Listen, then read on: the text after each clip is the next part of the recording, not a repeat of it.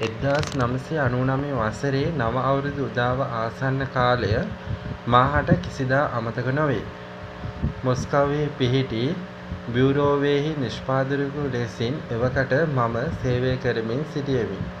එක්වරම එම මොහොතේ ලැබුණු පුවත්පතකින් කියවුණේ රුසියාවේ ජනාධිපති බොරිස් යෙල්ට්සින් සිය ධුරයෙන් ඉල්ලා අස්වූ බවයි. ඉල්ලා අස්වීමට ඔහුගත් තීරණය මොස්කව්හි සිට ක්‍රියාත්මක වූ බ්‍රිතාන්‍ය මාධ්‍යවේදීන්ද ඇතුළුව සෑම දෙනාටම විමතිය දනවන්නක් විය. එම මොහොතේ කාර්යාලයේ කිසිදු වාර්තාකරුවෙකු නොසිටි නිසා මාහට එම පුවත ලියා මාගේ පළමු පුවත් වාර්තාකරණය ඉදිරිපත් කිරීමට සිදුවිය.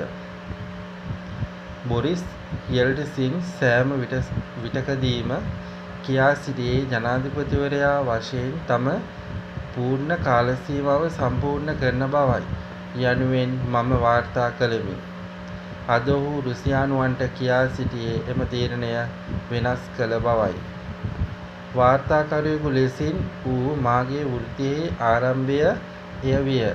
එමෙන්ම රුසියාවේ නායකයා ලෙසට වැල්දිමීර් පූටින්ගේ ආරම්භයද එම මොහොතේ සනිටුහන් වූයේය. රුසියානු ආණ්ඩුක්‍රම ව්‍යවස්ථාවට අනුව යෙල්ට්සින්ගේ ඉල්ලා අස්වීමෙන් අනතුරුව අගමැති පූටින් වැඩබලන ජනාධිපතිවරයා බවට පත්විය.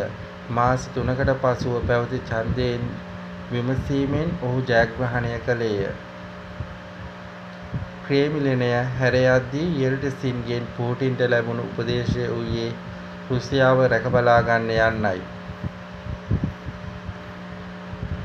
යෙල්ට්සින්ගේ එම උපදේශාත්මක වදන් නොඑක් වර මාහට මෙනෙහි වන්නේ යුක්රේනයට එරෙහි රුසියානු යුද්ධය තෙවැනි වසරට ආසන්න වන මොහොතකදීය. ජනාධිපති පූටින්ගේ යුක්රේන ආක්‍රමණය අතිශය ප්‍රබල ප්‍රතිවිපාකයන්ට හේතුකාරක වීම ඊට හේතුවයි. මූලික වශයෙන්ම යුක්රේනය එයින් අතිවිශාල හානියකට ලක්ව සිටින අතර නගර බොහෝමයක ජනතාව අනතුරට ලක්ව සිටී. එරට භූමියෙන් 20%ක පමණ කොටසක් සතුරාගේ ග්‍රහණයට ලක්ව තිබෙන අතර වැසියන් මිලියන 10ක් දෙනා අවතැන්ව ඇත. එමෙන්ම රුසියාවට සිදුවී ඇති හානියද ඉමහත්ය. තම විශේෂ යුද්ධ මෙහෙයුම ඇරඹීමට වැල්දමිර් පූටින් තීරණය කිරීමෙන් පසුව රුසියාව යුද්ධ පිටියේදී බරපතල හානියට ලක්ව ඇත. රුසියානු නගර සහ පුරවරයන් නිරතුරුවම ඩ්‍රෝන ප්‍රහාරයන්ට ලක්වන්නේය. රුසියාවේ කර්කස් ප්‍රදේශයේ කොටසක් යුක්රේන සොල්දාදුවන්ගේ ග්‍රහණයට නතුව තිබේ. පනවා ඇති ජාත්‍යන්තර සම්බාධක නිසා රුසියානු ආර්ථිකයේ දැඩි පීඩනයක් එල්ලව ඇත.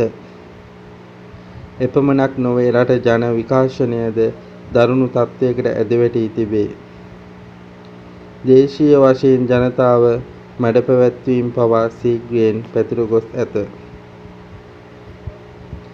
සියවසකින් 4 කාලයකට පෙර බලයට පැමිණි පූටින් පිළිබඳව මේ තාක් මම වාර්තා කරමින් සිටිමි.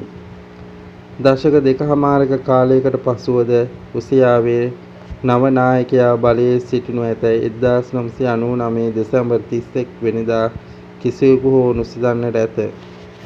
එමෙන්ම රුසියාව අද දිනයේදී යුක්රේනයට එරෙහිව යුද්ධ වැදී සිටිනු ඇතැයි යන්න හෝ බටහිර සමග ගැටුම් ඇති කර ගැනීමට රුසියාව පෙළඹවනු ඇතැයිද කිසිවෙකු හෝ නොසිතන්නට ඇත. ඔහු වෙනුවට වෙනත් අයෙකු යෙල්ට්සින් විසින් තෝරාගනු ලැබුවේ නම් මෙතෙක් ඉතිහාසය හාත්පසින්ම වෙනස් වන්නට තිබූ බව වන සිතුවිලි නොඑක් වර මාගේ සිතට පැමිණේ. නමුත් එම ප්‍රශ්නය කල්පිතයක් පමණකි. නොයෙකුත් දේ සිදු නොවුණා නම් යන්න ඉතිහාසය පුරා පිරී පවතින දෙයකි.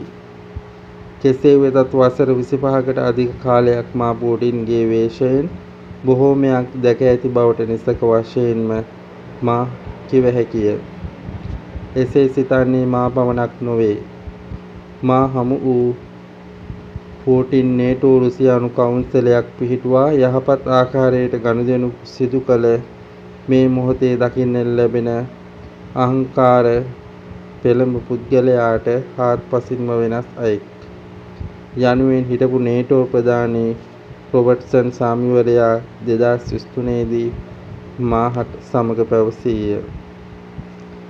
2002 මැයි මාසයේදී මා සමීපයෙහි සිටිමින් යුක්රේනය යනු ආරක්ෂාව පිළිබඳ තමා තීරණ ගත හැකි ස්වෛරී ස්වාධීන රාජ්‍යයක් යැයි කියූ තැනැත්තා අද පවසන්නේ යුක්රේනය යනු වෙනම රාජ්‍යයක් නොවන බවයි.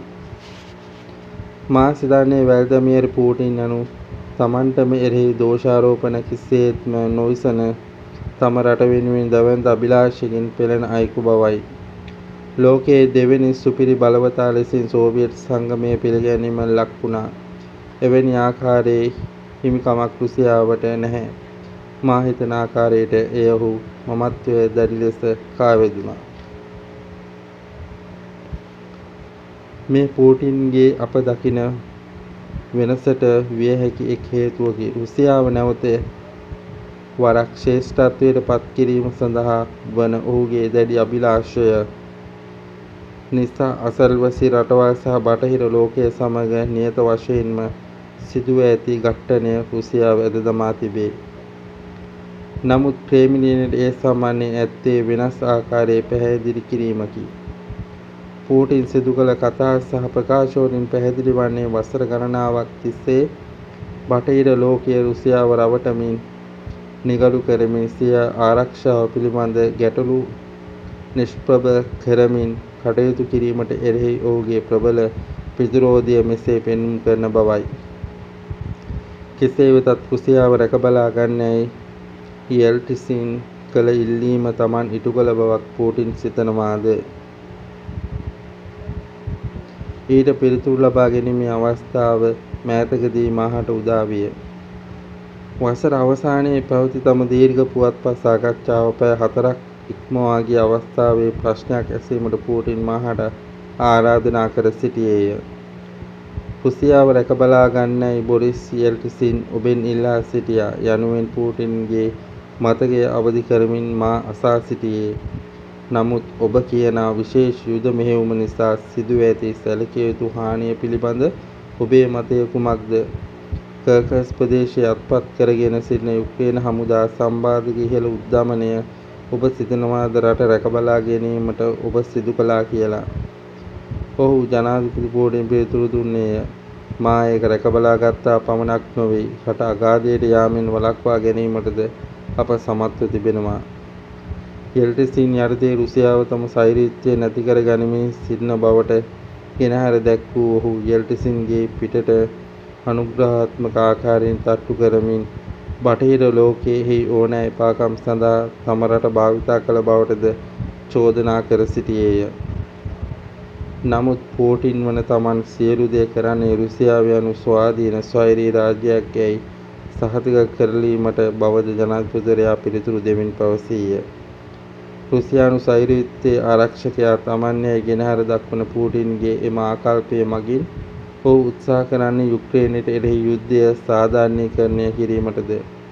එසේ නැතිනම් නූතන රුසියා ඉතිහාසයේ යැයි ලියවනු ඇති යැයි ඔහු නියත වශයෙන්ම සිතා සිටිනවාද? මාහට එය තවමත් ස්ථීර වශයෙන් කිව නොහැකිය. නමුත් මා සිතන ආකාරයට එය ප්‍රධාන ප්‍රශ්නයකි. යුද්ධයේ අවසානය සහ රුසියාවේ අනාගත දිශානතිය තීරණය කිරීමට ඊට ඇති පිළිතුර දැඩිව බලපානු ඇත.